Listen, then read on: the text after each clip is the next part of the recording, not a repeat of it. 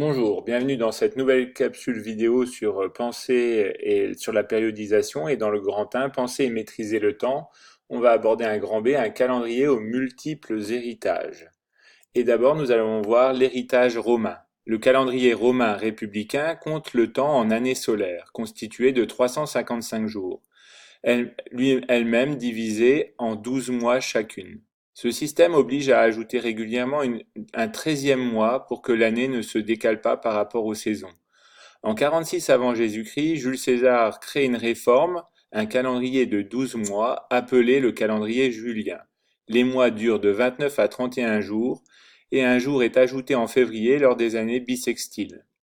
Nous héritons du calendrier julien en partie par le découpage en années et en mois, ainsi que le nom des mois et des jours. Par exemple, juillet pour Jules César, Julius, et août pour son successeur Auguste, Augustus. Jeudi pour Jupiter ou vendredi pour Vénus. Mais il y a aussi un héritage chrétien. Le christianisme se développe progressivement dans l'Empire romain et récupère donc les cadres romains de mesure du temps. Dans les premiers siècles du Moyen Âge, les clercs, les religieux, travaillent à christianiser le temps. Au Ve siècle, le moine Denis le Petit calcule la date de naissance du Christ qu'il situe en 753 après la naissance de Rome. Cela lui permet de considérer qu'il vit à peu près 5 siècles après le Christ.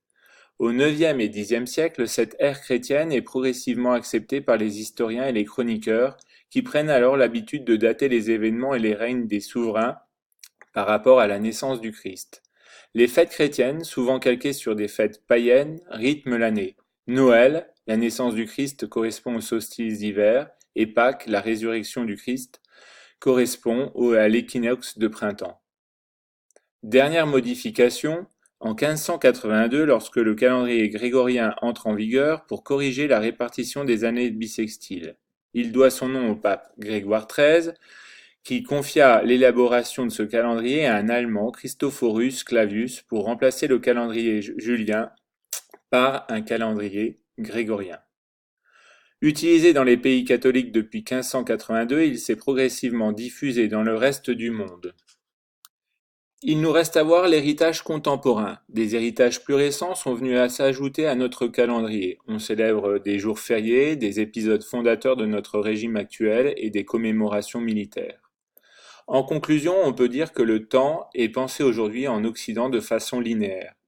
Il peut être représenté sous la forme d'une frise. Mais le temps peut être aussi représenté de façon cyclique, figuré sous forme de cercle plutôt que linéaire ou sous forme de spirale.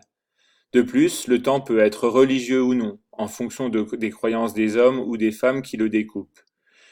Il peut être enfin pensé comme un élément positif, amenant le progrès, ou comme une malédiction, éloignant les hommes des dieux.